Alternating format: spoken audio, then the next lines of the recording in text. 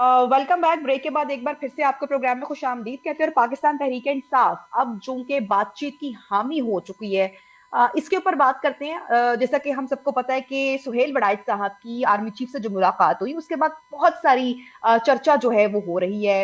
उन्होंने मशवरा दिया है खान साहब को वो माफी मांग ले, जबकि जो कुछ लोग हैं वड़ाइच साहब पर बड़ी तनकीद भी करे। दोनों तरफ से बहरहाल बात हो रही है। बानी पीटीआई का तो इस पर कोई स्टेटमेंट, कोई बयान सामने नहीं आया, लेकिन जो पार्टी के मरकजी तर्जुमान हैं शेख वकास अकरम साहब, वो कह रहे हैं कि पाकिस्तान तहरीक इंसाफ जो है वो मुज़ाकरात के लिए रेडी है। सरीना खान साहिबा हमारे प्रोग्राम में मौजूद है, उन्हीं से मजीद बात जान लेते हैं। सरीना साहिबा, बताइएगा कि मुज़ाकरात के लिए पाकिस्तान तहरीक इंसाफ तो तैयार है, हुकूमत भी तैयार है, लेकिन पीटीआई हुकूमत से बात करने को तैयार नहीं है। अभी ये फरमाइएगा कि अगर पीटीआई जो है वो मुज़ाकरात की हामी है, तो क्या शराइत है पाकिस्तान तहरीक इंसाफ की? अच्छा देखिए, एक बात बिल्कुल क्लियर है। जो चेन ऑफ आप इसको समझ लें, वर्किंग चेन समझ लें या कंप्लाइंसेस चेन समझ लें या हम्म। चेन ऑफ कमांड समझ लें, बिकॉज ऑर्गेनाइजेशन और तंजीम जो है ना वो दायरा कार पे काम करती है। देखें, मजाकरात करना ये फैसला कंप्लीटली हमारे पेट्रन इन चीफ, हमारे बानी, हमारे इमरान खान साहब का है। ठीक है, होगा।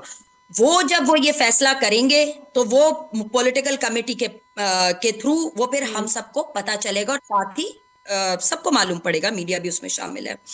तो हम्म। ये एक सिस्टम है जिसको फॉलो किया जाता है। एक बात। दूसरी बात, अब तक की तो यही बात है। देखें, माफी की जो बात आपने जैसे बात अपनी शुरू की, बैकग्राउंड, हम्म। जब कुछ किया ही नहीं तो माफी किस बात की, ये बात होती है। और जो मिसाल दी गई है, मैं समझती हूँ कि ये, देखें, तो फिर अल्लाह सरीना साहिबा, पाक तो फिर आप तो ये भी कहेंगी कि सानिहा 9 महीने ही हुआ, उसमें कौन इन्वॉल्व था, फुटेजेस आती रही, नहीं, मामलात अदालत वो में फोन, चलते रहे। अच्छा मैं अपनी बात जरूर मुकम्मल करना चाहूंगी नबिया, जी, फिर आप बेशक आप बिल्कुल अपनी अगली बात रखें, बिल्कुल मैं बिल्कुल। आपको इसको भी मैं जोड़ लेती हूँ, गुज़िश्ता से पेवस्ता कर लेती हूँ कि देखें, 9 मई का जो था, जो देखें, जो सही मायनों में अगर आप फुटेजेस निकाल के और वो कर सकते हैं, तो अदालतें जो सही मायनों में जो मुजरिम है उनको करार वाकई दें। वैसे ये ओवरऑल एक फॉल्स फ्लैग ऑपरेशन था, और इसमें बिल्कुल हमारे बानी जो है वो, उनका कोई लिंक नहीं है, ये बात तय है। अच्छा, दूसरी बात ये कि ऑब्वियसली होना, जो जिन्होंने बिल्कुल जिन्होंने गलत किया उनको वो करना चाहिए, कटहरे में खड़ा करना चाहिए, ना कि एक प्लान, मतलब एक फॉल्स फ्लैग ऑपरेशन को डाइवर्ट कर दिया जाए मुल्क की सबसे बड़ी पॉलिटिकल पार्टी की तरफ, और बदतरीन हम्म। सियासी इंतकाम का निशाना बना दिया जाए, खवातीन समेत सबको। एक बात, क्योंकि ये जो दौर है ना, ये बदतरीन सियासी दौर है। देखा जाए तो एक दौर था जो जब भुट्टो साहब को, जब जैसे वो एक अदालत के जरिए और उनको वो किया गया था, अब जाके उस फैसले को गलत कहा गया इतने सालों बाद। तो ऐसा नहीं होना चाहिए, इतनी देर नहीं होनी चाहिए चीजों में कि अंधेर हो जाए। इस बात को सोच लें। पहली बात, क्योंकि अवाम जो है ना, वो बच्चा बच्चा जो है वो बाशऊर हो चुका है। तो ठीक है। अवाम के धारे से ना ऑफिस जाना ठीक नहीं होता। अवाम को धारे में, अवाम के धारे के साथ चलना चाहिए। जमहूरियत इसी का नाम है, वरना वो आमरीत कहलाता है। सिंपल सी चीज। हम्म। अब अगली चीज पर आते हैं। देखें, बुनियादी तौर पर इस बात को हम सब समझते हैं कि जब जो अल्लाह पाक की मतलब मिसाल है, या हजरत आदम अलैहिस्सलाम की मिसाल है, वो इस सिनेरियो में बिल्कुल नहीं करनी चाहिए बात। ये एक फैक्ट है। ये जिसके भी, मेरे जाहिर है मैंने कोर्सेज भी किए हुए, शरीयत पे भी पढ़ा हुआ है, तो और कानून दान भी हूं मैं, जाहिर लॉ भी किया हुआ है, ये सही नहीं है बात। तो इसको तो बहुत ऑलरेडी कंडेम किया गया है इस चीज को, और मतलब इसको सही ठीक नहीं है। माना गया है कि ये मिसाल फिट होती आज के दौर में। एक बात मैं बड़ा हल्का, देखिए, मैं बड़े सुकून के साथ स्टेप बाय स्टेप आपके सारे सवालों के जवाब देना चाहती हूँ।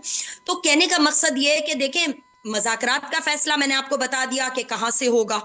उस जब आ जाएगी बात वहां से, और देखें, पहली बात तो ये, एक कैदी के जो सियासी हुकूक होते हैं वो मिलने चाहिए, यानी मुलाकातें खुलनी चाहिए प्रॉपर तरीके से। जो एक आम कैदी को ही सहूलत है वो तो दें कम से कम, मुल्क के एक हम्म। साबिक वजीर आजम को।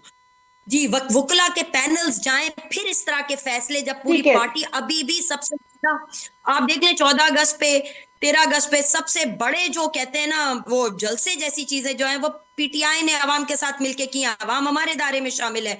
8 फरवरी को भी वोट देकर उन्होंने यही साबित किया। तो कोई भी नहीं मानता, वो ना फॉल्स फ्लैग ऑपरेशन को मानते हैं और ना फॉल्स फॉर्म 47 को मानती है अवाम। करीना साहिबा, तो अवाम मैं आपसे यहीं से गुफ्तगू को आगे बढ़ाऊंगी, लेकिन मुझे इसी बात पर अब्दुल्ला साहब को भी, अब्दुल्ला हमीद गुल साहब को भी शामिल वो कॉन्वर्सेशन में शामिल करना है। अब अब्दुल्ला हमीद साहब, आप ये फरमाइएगा कि अब कुछ लोग बड़ी तनकीद भी कर रहे हैं, अब जो भी ये कॉलम आता है उसके बाद बहुत सारी चीजें सामने आ रही हैं। मतीउल्लाह जान साहब का मैं यहाँ पे कमेंट जरूर ऐड करना चाहूंगी। वो कह रहे हैं कि सुहेल साहब ने मुलाकात क्या कर ली आर्मी चीफ से, अब वो जो है मशवरे देने से बाज नहीं आ रहे। उन्होंने कहा कि बड़े खास लोगों ने जो है वो अपना मार्केटिंग मैनेजर रख लिया है। एक तो आप इस पर मैं आपको कमेंट जरूर दूंगी। दूसरी बात ये है कि आप समझते हैं कि ये इतना आसान है जितना सहाफी गुफ्तगू कर रहे हैं? इमरान खान साहब अगर माफी मांग लेते हैं, चले हम इस बात पर आ जाते हैं, अगर वो माफी मांग लेते हैं तो क्या वो जेल से बाहर आ जाएंगे? और खान साहब इस पर क्या राजी होंगे?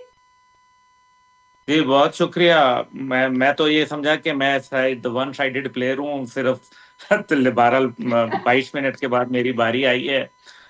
देखिए, बात यह है कि पहले तो पिछले सेगमेंट के ऊपर मैं 2-3 बातें जरूर करूंगा। सैलाब के हवाले से गुड गवर्नेंस की बात की गई। ये गुड गवर्नेंस थी कि पारा चनार के अंदर 150 लोग जो है वो वहाँ उनको कत्ल किया जा रहा था, उनको खून की नदियां बहाई जा रही थी। और वजीर आला गंडापुर साहब जो थे वो इस्लामाबाद में हमला करने के लिए आए हुए थे। क्या ये गुड गवर्नेंस है? क्या ये गुड गवर्नेंस है कि 600 अरब रुपया फ्लोर ऑफ द हाउस के ऊपर वजीर आजम शहबाज शरीफ ने कहा, जिसको चैलेंज नहीं किया गया, वो काउंटर टेररिज्म डिपार्टमेंट और जो मौजूदा इंसर्जेंसी है उसके हवाले से दिया गया। सूबे के अंदर टोटल 537 जो है वो ऑपरेटर्स हैं इस टाइम पे, जो काउंटर टेररिज्म डिपार्टमेंट सीटीडी के अंदर मौजूद है। ये गुड गवर्नेंस की मिसाल है। ये गुड गवर्नेंस की मिसाल है कि डीआई खान और दरमियान में जितना भी इलाका है और पेशावर के ऊपर बाकायदा हमले हो रहे हैं दहशत गर्दों के। और यारिक मोटरवे के ऊपर जो है, जो कि सी पैक मोटरवे है, उसके ऊपर खुलेआम तालिबान जो है वो रक्स कर रहे हैं दिन दिन की रोशनी के अंदर। तो डीआई खान के अंदर जो कुछ हो रहा है, जो उसके मुल्का इलाके हैं उनमें जो कुछ हो रहा है, जो टांक में हो रहा है, जो बाजोड़ के अंदर हो रहा है, जो आपके तीरा में हो रहा है, जो आपके दीगर जगहों के ऊपर हो रहा है, मकीन में हो रहा है, अंगूर अड्डा में हो रहा है, ये क्या गुड गवर्नेंस है?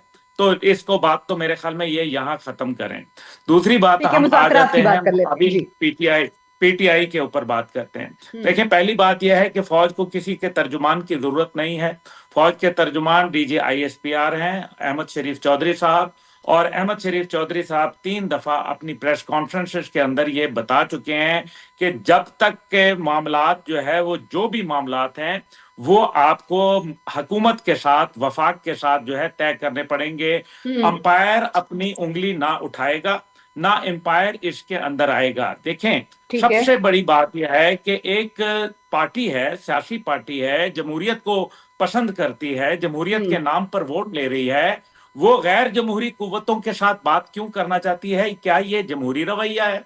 नंबर 2, फॉल्स फ्लैग ऑपरेशन अगर इसको कहा जाए 9 मई को, तो मुझे ये बताएं कि खैबर पख्तूनख्वा, छोड़ दें जीएचक्यू को, छोड़ दें बाकी जगह को, खैबर पख्तूनख्वा के एरिया में आ जाते हैं। क्या पीटीआई की हुकूमत ने वो जो कैमरे लगे हुए थे खैबर पख्तूनख्वा के अंदर, जो रेडियो पाकिस्तान पेशावर को नजर आतिश किया गया, जो चागी के पहाड़ों को जो है उनके मॉडल्स को जलाया गया, जो दीगर वहां मिलिट्री इंस्टॉलेशन के ऊपर जो है वो हमले किए गए, वो तमाम की तमाम फुटेजेस तो खैबर पख्तूनख्वा की हुकूमत के पास होंगी ना। तो क्या उन्होंने इसके ऊपर कोई एक कमीशन बना के उसको जो है व्हाइट पेपर जारी किया? क्या उन्होंने इसको अपनी खैबर पख्तूनख्वा की हुकूमत ने क्या सुप्रीम कोर्ट में कोई मुकदमा इसके हवाले से जारी किया? क्या उन्होंने जो है कोई दायर किया वहां केपी जो अदालत है उसके अंदर, जो हाई कोर्ट है उसके अंदर कोई मुकदमा उनका दायर हुआ? अच्छा, इस बात को भी यहां रहने दें। अब ये मुझे बताएं कि आदिल राजा, हुसैन मेहदी, हैदर मेहदी और दीगर इस किस्म के जो लोग हैं और मुईद पीरजादा जैसे जो मुस्तकिल पाकिस्तान की मुखालफत करते हैं, क्या वजह है कि पीटीआई के ऑफिशियल ट्विटर अकाउंट्स जो ब्लू टिक हैं, वो लोग उनको फॉलो क्यों करते हैं? मुझे इसका जवाब चाहिए।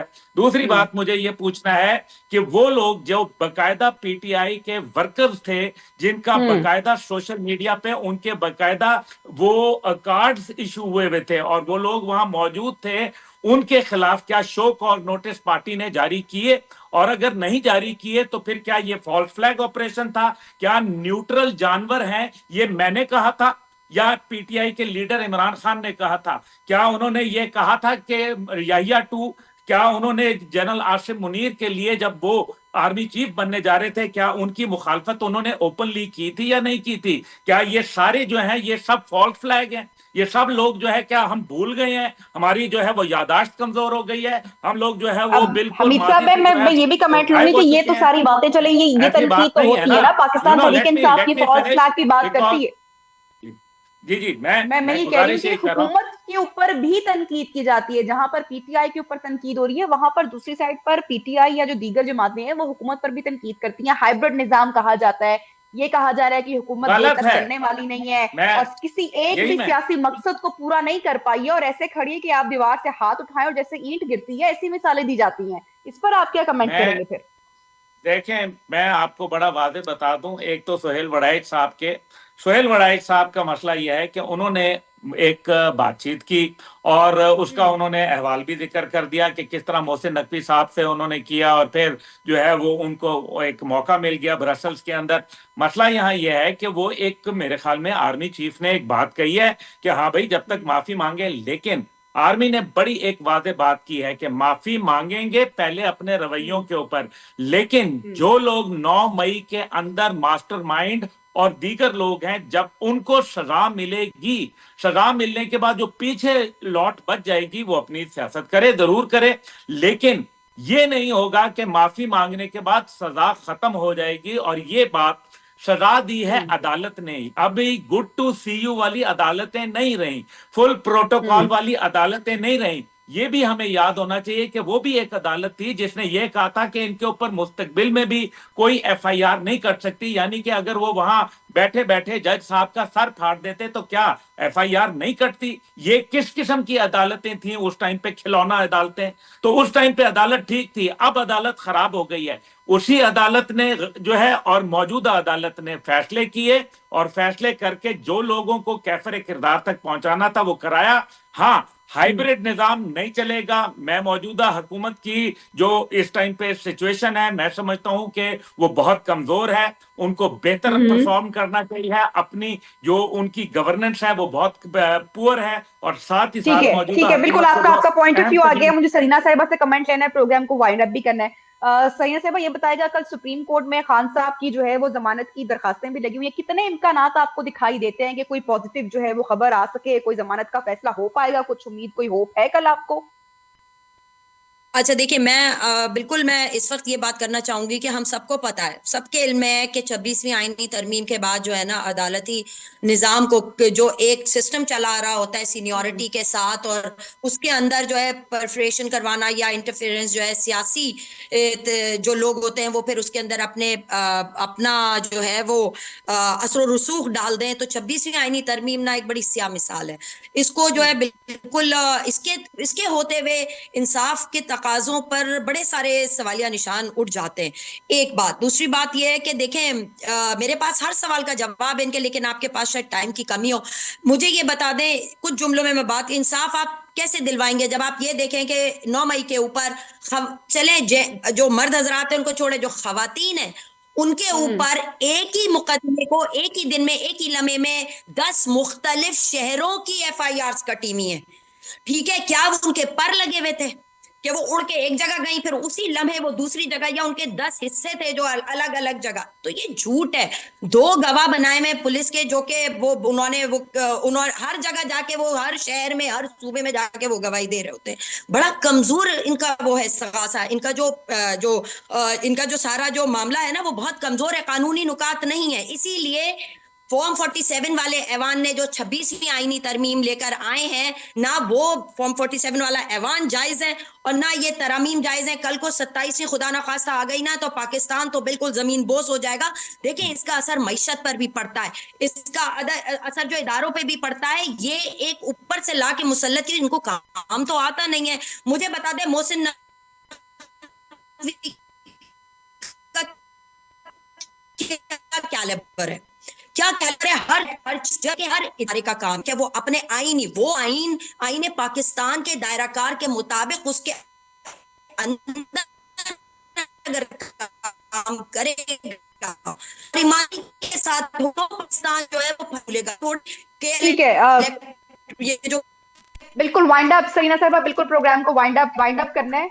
आपकी आपकी बात बिल्कुल, आपका पैगाम भी पहुंच गया है, आपका पॉइंट ऑफ व्यू भी पहुंच गया है। हमीद साहब भी यही फरमा रहे थे, अब्दुल्ला हमीद साहब के जो हाइब्रिड निजाम है वो नहीं होना चाहिए। बहरहाल सबकी जो ओपिनियन है वो अपनी अपनी जगह मौजूद है, लेकिन ये सोचने का वक्त इस वक्त ये है कि पाकिस्तान को जो इस वक्त ओवरऑल आप देखें ना कि 14 अगस्त को भी कितना बड़ा थ्रेट था दहशतगर्दी का, जिसको नाकाम बनाया गया, जहां पर हम सब लोग सेलिब्रेट कर रहे थे, वहां पे खुदा ना खास्ता कोई बड़ा नुकसान हो सकता था, नुकसान उसके बावजूद हुआ है।